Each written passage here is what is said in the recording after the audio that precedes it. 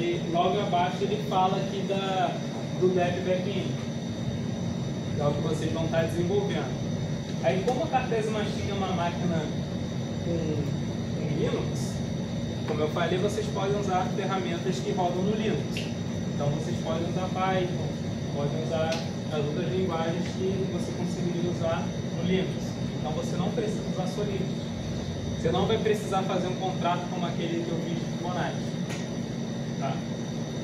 E a forma como as coisas vão rodar é no Optimist Rollup. Então isso é executado off-chain, em Layer 2. Tudo bem?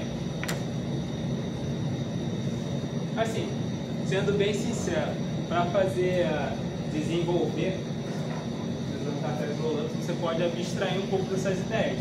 Você pode só fazer a sua aplicação ali, fazer o seu dev back-end e botar para rodar. Você não precisa ter um entendimento profundo, nem mesmo assim de blockchain. Tá? Mas a ideia da disciplina é que vocês aprendam também sobre blockchain, então por isso que a gente dá toda essa contextualização. Mas a ideia é que isso aqui seria mais fácil para uma pessoa que está vindo de Web 2 mexer com Web 3. Você utilizaria a linguagem, as ferramentas, utilizaria uma stack, né, que a pessoa já está acostumada. Beleza? E aqui front-end, só se vocês quiserem fazer um front-end para a aplicação.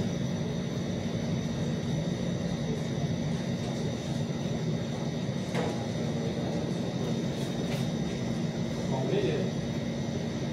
Aqui a gente tem esse diagrama que explica um pouco como é que funcionam as aplicações.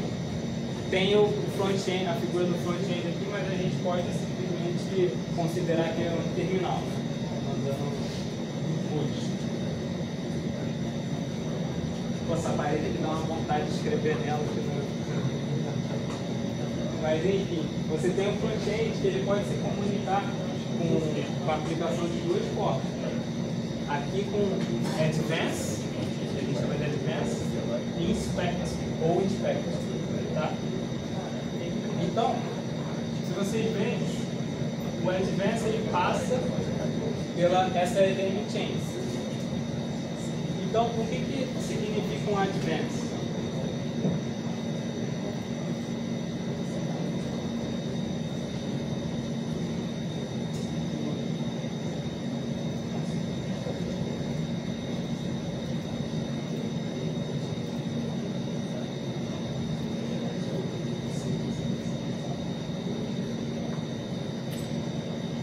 O Advance ele é um input, uma interação que você faz com a sua aplicação que vai mudar o estado dela, tá?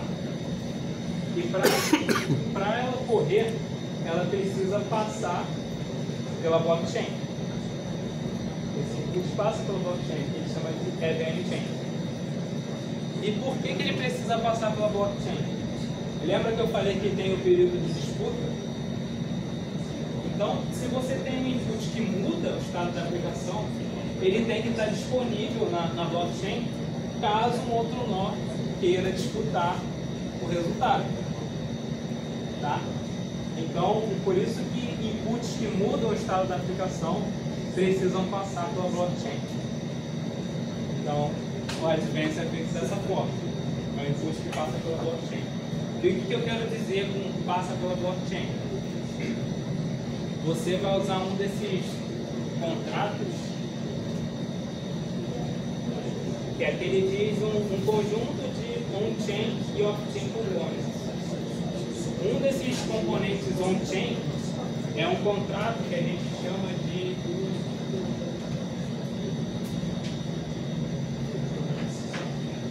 input box. Esse contrato ele tem um método que envia inputs para determinada aplicação. Tá? Então, para você mandar input para a aplicação, você chama um método desse contrato. Beleza? Aí ele vai fazer o Advance.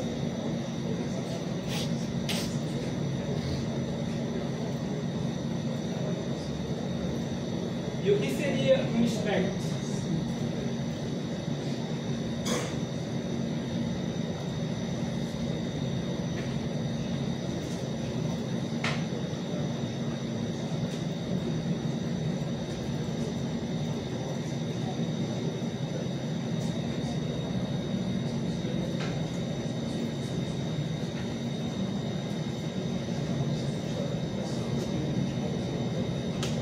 ele é uma forma de interagir que não muda o estado da aplicação.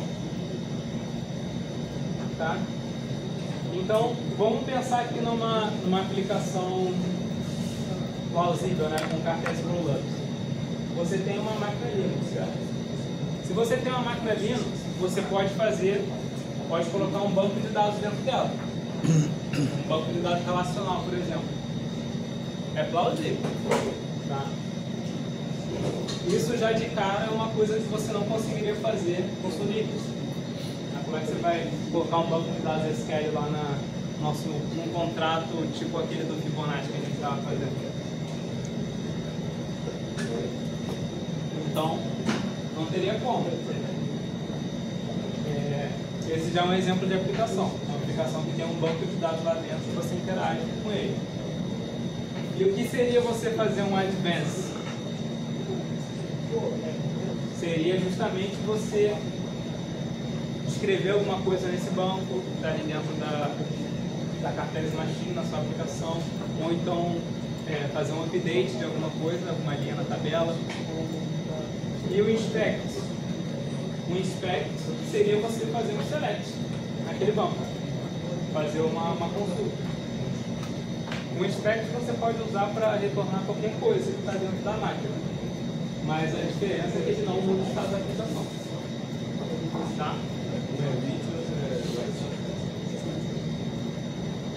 Pode pensar dessa forma. Você pode ter um advance que, na verdade, o advance sempre vai mudar o estado. Tá?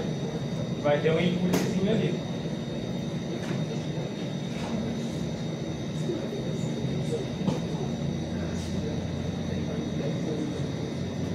Aí aqui ele explica um pouquinho sobre os conceitos, né, por trás. Então fala de rollup de forma breve.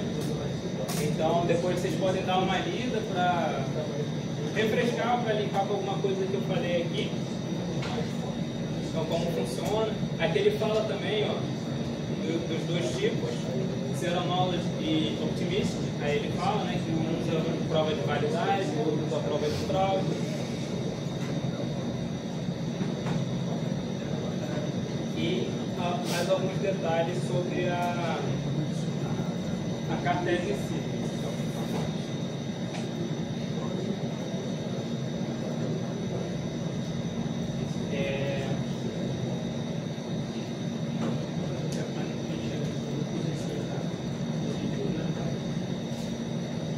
Bom, aqui está o GitHub da carteira.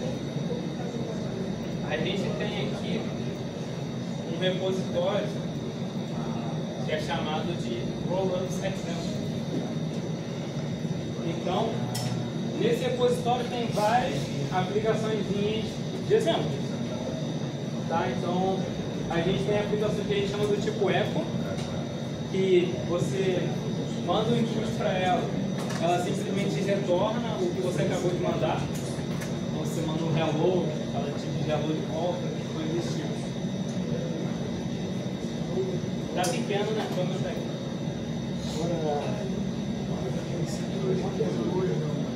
Cada aplicação dessa, você pode fazer uma aplicação, uma máquina? Cada aplicação dessa você geraria uma máquina própria, uma carteira de máquina. Você não tem como escolher aplicações dentro da máquina? Como assim? Só se você botar a máquina na aplicação. Mas não tem como escolher, mas você conseguiria botar várias distintivas. Você teria que fazer uma espécie de roteamento ali dentro. Para, por exemplo, se o input estiver dizendo que vai para a aplicação X, vai para a aplicação X, se quiser vai para a aplicação X. Mas na verdade aí seria uma aplicação só. Seria uma aplicação só, mas você está meio que mascarando ele fazendo um roteamento.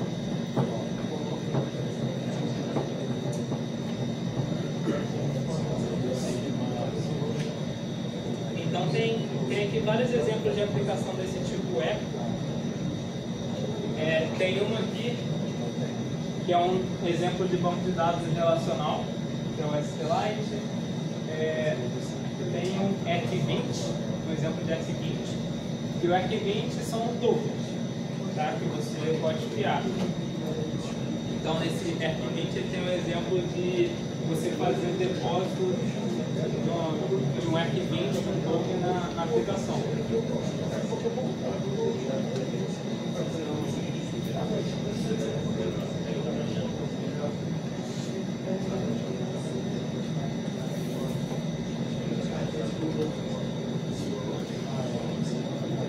Uma coisa importante para falar, deixa eu ver aqui, é sobre os outputs.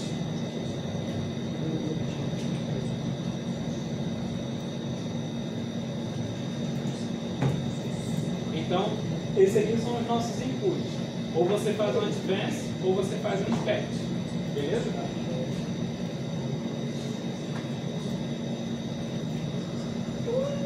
E para output, a gente vai ter o que a gente chama de nodes. O outro vai ser o report. E o outro vai ser o voucher. Tá? Esses caras que estão aqui. Lembra que quando a gente estava fazendo o exemplo do Fibonacci, a gente usou event, né, que a gente emitiu o evento com o resultado lá do nosso cálculo de Fibonacci? Esse nodes vai ter um papel semelhante ao event do Ethereum, ao event do Solidity.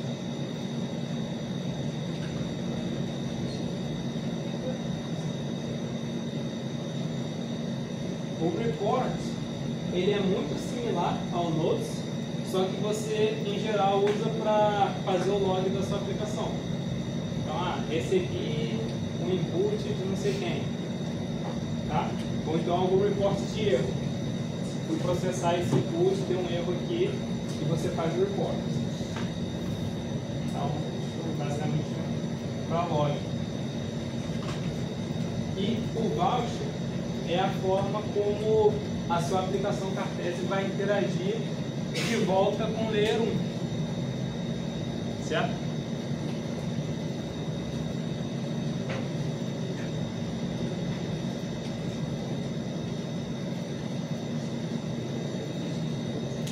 Imagina que você tem aqui o Layer 1 e o Layer 2. Tá? Aqui está a nossa blockchain.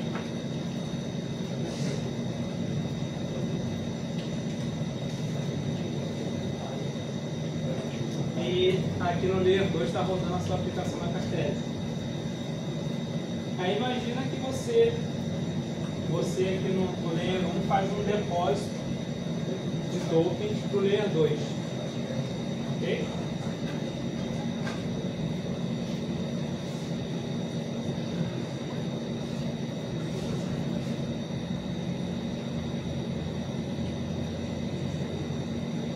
Vamos supor que é um ERC20.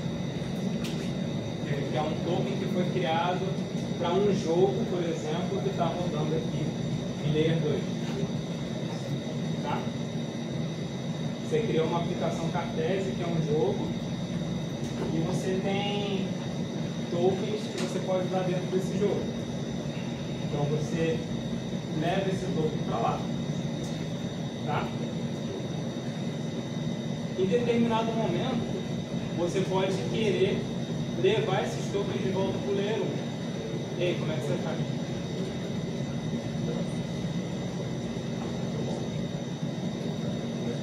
Sim. O voucher vai vir para esse tipo de situação. Você quer interagir com o Layer 1. Porque aqui, o que é você fazer um depósito para o Layer 2? Vocês lembram que eu falei que um contrato que ele tem um balance, o contrato ele pode ter tokens? Então, quando você faz um depósito para essa aplicação, você está, na verdade, fazendo um depósito no contrato que representa aquela aplicação. Certo? E aí isso vai chegar lá como input, falando, ó, fulaninho depositou tanto. E aí você pode utilizar essa informação dentro da sua aplicação. Mas o token em si, ele existe só aqui no Layer 1. Que está lá no contrato. Então, para você fazer a retirada, que na verdade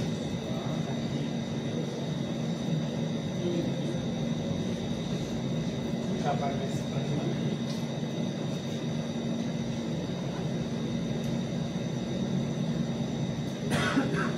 Para você fazer a retirada, você na verdade, você só precisa mover do contrato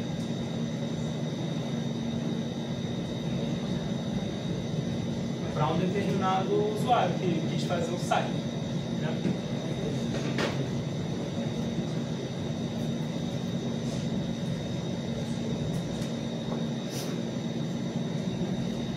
Beleza? E é para isso que você usa o voucher.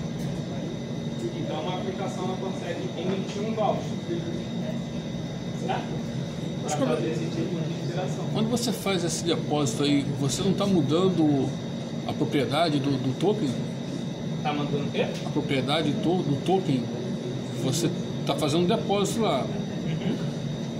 A aplicação pode ser de um terceiro. Você não estaria mudando, você não estaria gastando teu token, usando teu token para aquele contrato lá?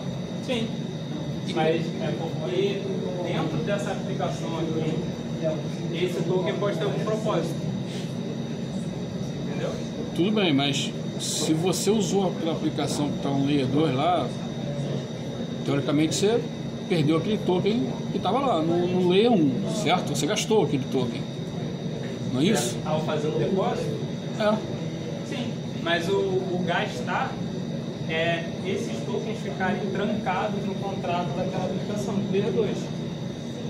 Ele não fica trancado lá, não é isso? Ele fica lá, fica de posse do contrato do Layer 2. Entenda, ele não fica na mão de ninguém, não fica com o usuário, fica com o contrato. Entendeu? Porque um contrato ele pode também ter um balance. Então ele fica com o contrato. E aí quando você faz isso, a aplicação aqui em Layer 2 ela recebe o input dizendo quem foi que fez esse depósito e a quantidade. E aí você pode usar essa informação no Layer 2. Agora, esse voucher aí do blockchain é gerado, tem um novo custo? Tem um novo custo ou é o custo anterior? Ou está tudo na mesma... Esse voucher aqui, ele tem uma chamada para uma função, um método, com os parâmetros ali codificado no corpo dele. Então, quando você faz executar um voucher, você vai executar aquele método que está ali encodado. Então não tem custo a mais? Tem um custo de executar. Entendi. Então você paga quando você faz lá um contrato na Layer. Aí o Layer 2 processa e aí se ele mandar alguma coisa por ali, tem outro custo. Isso. Mas aí quem paga? Então, a ideia do voucher é que a pessoa que está interessada na execução, tem alguém interessado na execução daquele voucher. Se você é um interessado, você muito provavelmente vai executar. Mas qualquer um pode executar. Naquele contrato lá do Fibonacci que você mostrou ali, nesse caso ali, você teve que fazer um depósito, né? Para você rodar o Fibonacci, para você saber o resultado, você teve que fazer um depósito, é isso? Não, ali você paga pela execução do método. Aquilo ali você não está transferindo tokens para o contrato, entendeu? Você está pagando... Tá, quando você transfere o token para o contrato é porque você vai usar aquele token no Layer 2. Isso. E é um exemplo. Entendi. E aí depois você devolve ele para o Layer 1. Se o cara quiser sacar em Layer 1, entendeu? Aí você usa o voucher. Mas pode ter, por exemplo, vamos supor que ele depositou ali, sei lá, um valor lá, qualquer lá.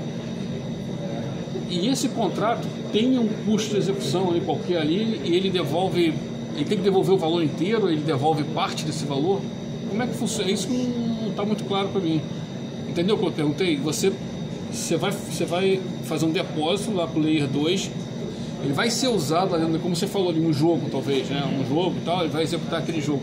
Se esse jogo tiver um custo para ser executado, quem vai pagar é quem fez o depósito. Ou não? Não, mas o que eu disse de exemplo do jogo, imagina que você tem, sei lá, um personagem no jogo. Isso. E aí você quer fazer um depósito naquele jogo, porque esse token tem algum propósito dentro do jogo. E ao longo do você jogo... pode usar dentro do jogo para gastar, Isso. fazer alguma coisa. E ao longo... Isso, você gastou no jogo. E aí? Mas aí a lógica da aplicação desse jogo que vai reger como isso é gerido dentro do jogo. Então, se você gastou dentro do jogo, quando você for sacar, a aplicação não pode deixar você sacar o valor inteiro que você gastou dentro do jogo. Então, isso que eu estou perguntando. Então, ou seja, o que você depositou da Layer 1 pode ser consumido na Layer 2 e devolvido uma parte, ou... Sim, ou Entendi. você pode até ganhar. Tá, entendi. Imagina que o jogo é uma espécie de competição.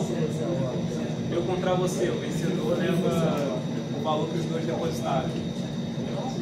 Entendi. Aí quando eu fizer o saque, quando o vencedor fizer o saque, ele saca o valor dos dois combinados. O pokerzinho, por exemplo, né? Um poker seria um exemplo disso aí. É, Você entra com valor, pode sair com mais ou com menos, né? sim.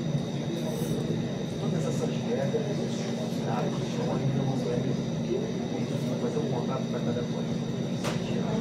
Você vai gastar, você faz um contrato. Não. Você faz o depósito, pronto. Aí na sua aplicação em Layer 2, lá no código Python, vai chegar um input dizendo, Arthur depositou 50 tokens. E aí você na sua aplicação faz o que você quiser com essa informação. Você pode salvar lá em algum lugar da sua aplicação, o Arthur tem 50 tokens. E aí quando eu for fazer alguma coisa dentro do seu jogo, você consulta lá. Agora, se você quiser resgatar isso, se você passou numa fase da das todas. Se você quiser resgatar esse das todas, você teria que pagar para resgatar. Uma nova transação. Você teria que executar o voucher. Mas quem gera o voucher é a aplicação, é o jogo. Tá?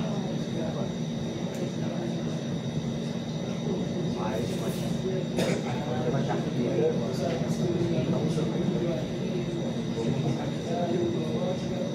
Como assim? o custo vai ser da carteira. Não, o custo de executar o voucher é de quem está executando. Se for, então, no caso, a aplicação é limitada no voucher. Não, a aplicação gera o voucher. Gerou, tá lá. Alguém precisa executar.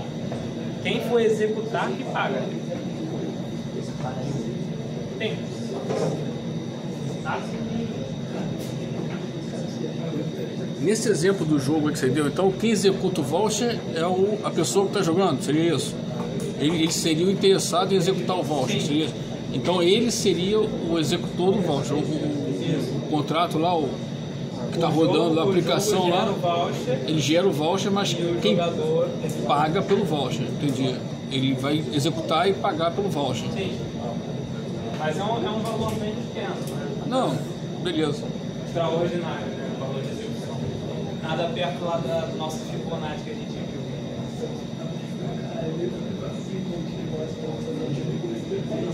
Certo? Bom, eu vou então rodar um dos exemplos aqui.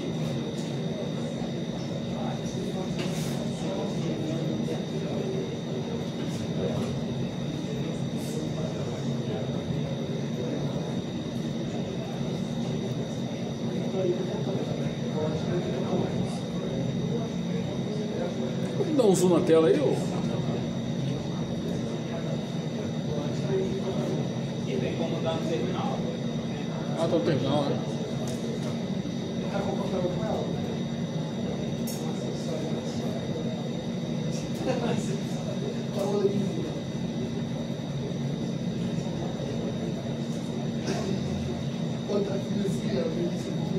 Isso aqui eu só clonei aquele repositório lá do Rollout Example, tá?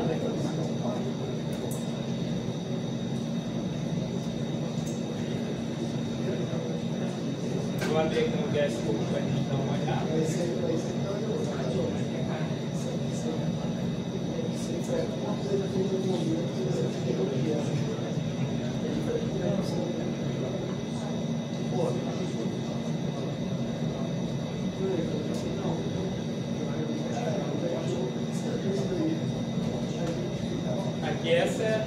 cara de uma aplicação do cartésio no lâmina. Basicamente, esse aqui é o EcoPython, tá? Aquele que eu falei. Basicamente, você vai ter que definir as duas formas que você vai tratar inputs. Né? Porque a gente tem dois tipos, o Advanced e o Expect. Então, você vai chegar aqui no corpo desse Handle Advanced e vai escrever a lógica da sua aplicação. A mesma coisa que o Handle Expect. Vem aqui e escreve a lógica da sua aplicação. Então, voltando naquela ideia que eu falei, se fosse um exemplo que usa um banco de dados relacional, aqui no Handle Advanced você trataria inserts, updates no banco, e aqui no Expect você poderia fazer select nesse banco, tá?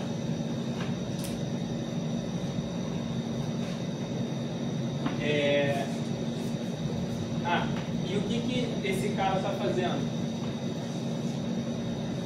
Essas coisas aqui de logger.info, ele está só printando na tela, né?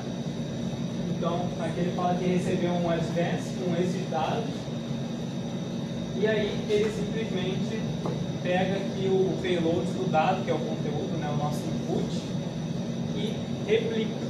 Ele gera um nodes, que é aquele output que é similar ao evento. Então, essa é a forma como você gera um nodes. Você usa esse endpoint aqui, /nodes. Ok? E ali o conteúdo é aquele JSON. Que vai ter o payload.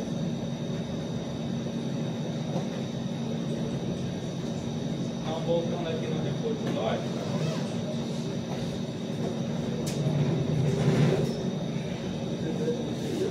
A gente tem esse comando aqui para fazer o build da máquina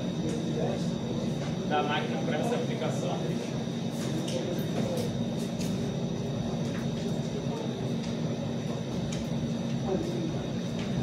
E aí ele dá esse monte de coisa, esse monte de mensagem no log, mas o que ele está fazendo aí é criar uma cartésio machine para aquela aplicação que eu mostrei, que tem o Handle Advanced e o Handle Expect.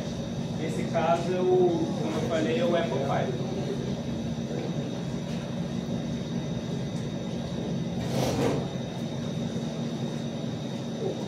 Então ele vai construir a máquina para esse cara. Certo?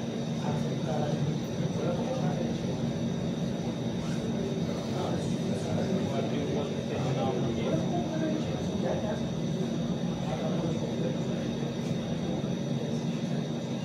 Uma outra coisa que é importante falar,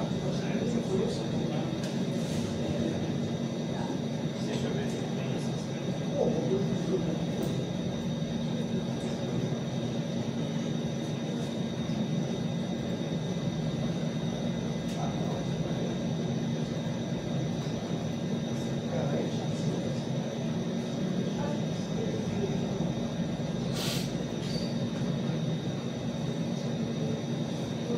Que existem duas formas de você rodar uma aplicação cartésio. Uma que a gente chama de Production Mode e outra que a gente chama de Host Mode. A diferença delas é bem simples, mas essencial, né? E o Host Mode, ao invés daquele código Python que a gente está rodando dentro da cartésio machine, ele vai rodar na sua máquina local, na máquina host. Tá? E por que isso é bom? Porque é uma forma de desenvolvimento. É bom para você desenvolver dessa forma. Você roda uma blockchain local e roda isso em host mode, que você vai conseguir desenvolver de forma mais fácil. Porque em production mode, o código vai estar rodando dentro da cartésio machine, certo? E você precisaria, a cada modificação que você faz no código, construir uma nova máquina, gerar uma nova máquina. Então, que é esse processo que estava rodando aqui. Então, imagina, se a cada modificação que você fizer no código, você precisar rodar isso aqui de novo. É muito contraprodutivo. Então você pode usar esse Host Mode para desenvolvimento. Ok?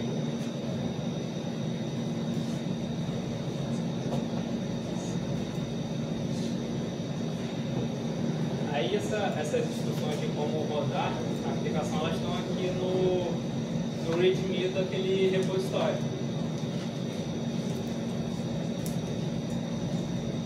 Como a gente sabe que essa aplicação está funcionando, a gente pode rodar direto em Production Mode aqui, dessa forma.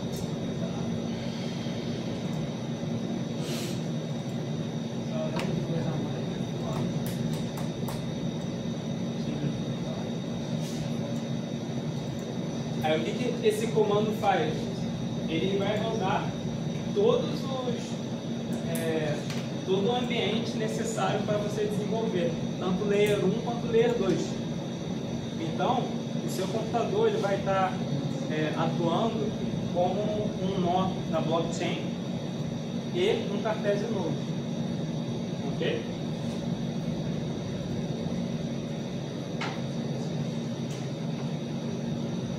Então ele vai printar aqui um monte de coisa.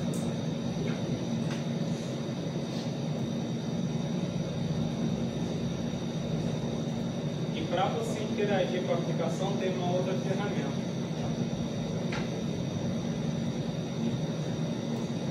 Que é esse Front-End Console, que ele também está lá no mesmo repositório.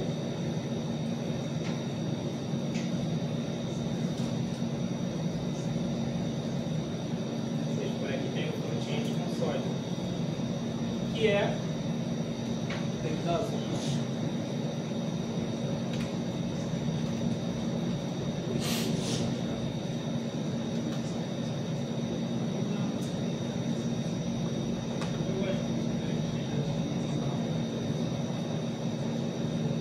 Que é um front-end no terminal, que você pode usar para enviar inputs para a sua aplicação. Então, a aplicação já está rodando aqui nesse outro terminal. Esse outro terminal tem aquele ambiente completo, né, que eu falei, do Layer 1 como Layer 2.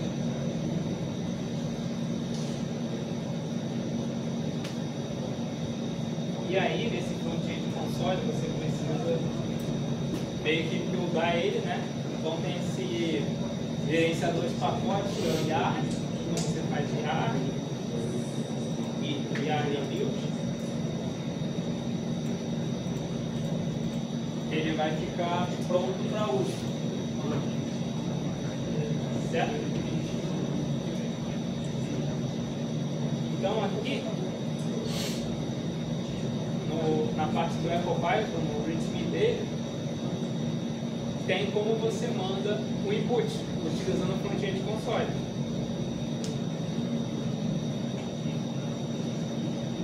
Então, Yarn Start, Input Send e o Payload.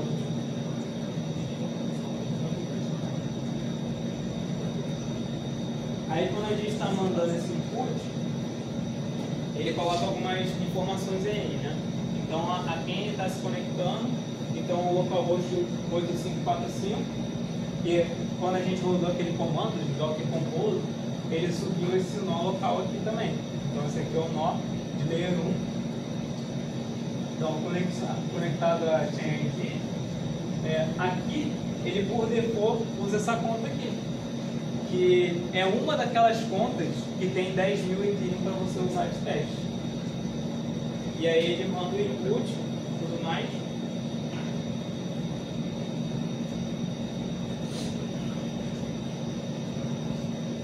Aí aqui vocês podem ver que ele recebeu aqui um advance, tá? Advance request date. Ok? E aí, lá no Front-End Console você pode usar esse outro comando, que é o nodeslist, que é para listar os nodes, né, os eventos que foram emitidos pela aplicação.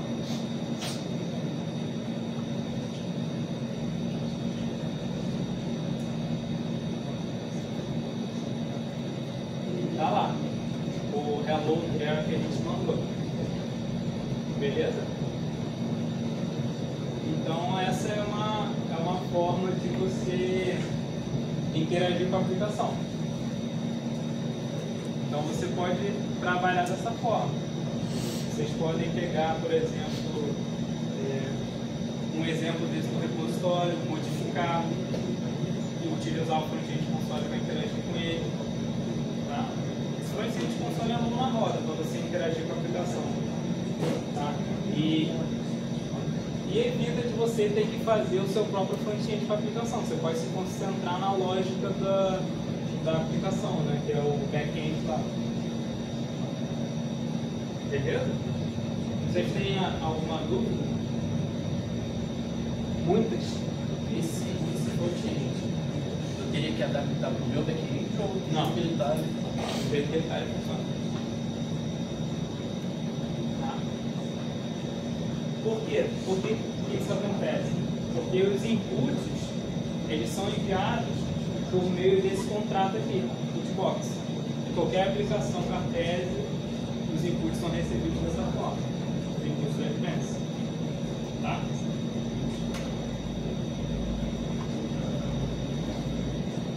Beleza? Então, vocês podem desenvolver dessa forma. Tudo bem? Como é que é o nome da ferramenta que você usa também? Essa ferramenta está no próprio repositório. Eu vou lá para o exemplo. Esse aqui, ó. Front-end console. É, o front-end console. Mas ele está aqui também. Front-end console. Se você rodar uma outra máquina igual, o que acontece?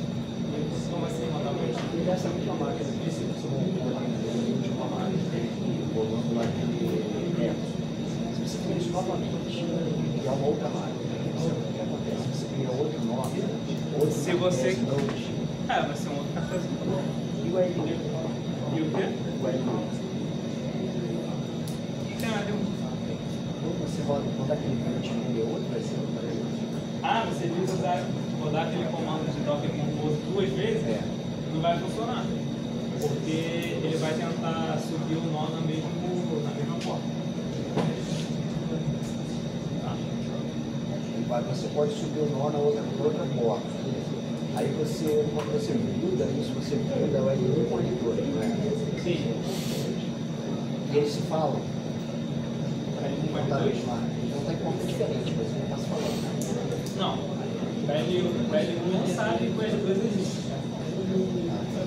Só o L2 tem ciência do L1. E é assim que os inputs são. Mas quando você dá build em duas máquinas diferentes, cada uma numa porta, esse uma enxerga a outra, Não. Porque elas se enxergarem. então para você fazer interagir, você tem que ir no nome da porta. Não, na verdade, isso que você está falando não tem. Acho que não tem isso. Porque. Ali tem, por exemplo, ali tem vários lotes. Aqui tem vários lotes aqui. Que você pode ter vários cartéis para uma mesma aplicação. A aplicação fala no caso Apple. Mesmo é fantástico. Acho que eu entendi. Você conseguiu colocar várias aplicações. Várias aplicações. Bom, acho que a maneira mais fácil seria você fazer um deploy numa rede de teste. Que aí você garante que o layer 1 é um layer 1 real. Ao invés de ser um layer 1 que está rodando ali. Então você não precisaria fazer essa maracutaia de rodar em portas diferentes, porque eles não seriam blockchain distintos. Porque o comando ele sobe uma blockchain, não sobe som. Sobe uma blockchain com muito nome. Que nem aquele do Envy que eu te mostrei. Se você rodasse o Envy usando uma porta diferente, seriam duas blockchains distintas. Tá? E aí você poderia jogar a aplicação e subir dois cartéis novos em máquinas diferentes que usariam a mesma máquina porque aí você faz uma rede.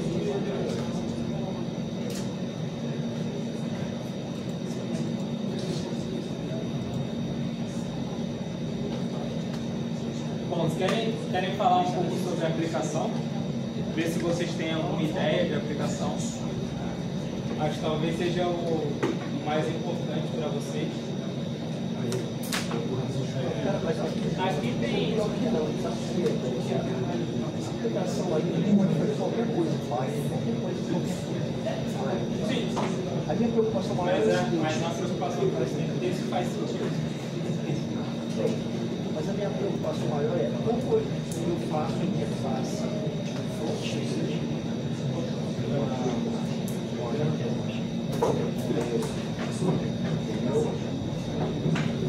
Não, para isso você pode usar o front-end console. Ou você quer fazer o seu próprio front-end. seria fazer.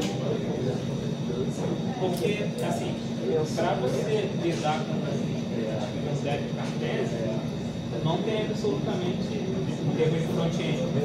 Não tem diferença de uma aplicação Web3 normal. Você vai, para enviar input, você vai chamar um método desse contrato.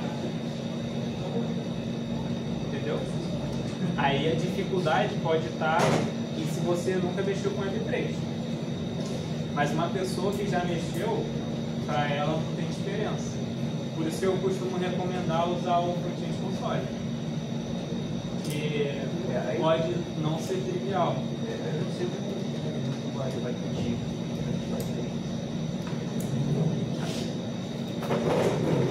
Acho que utilizando o front-end console você fazer uma aplicação que faz sentido já é suficiente. Você não vai precisar fazer um front-end ali belo e bonito. Diga.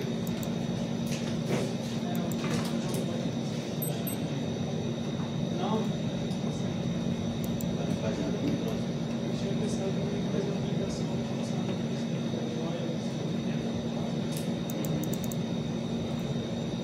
Mas como é que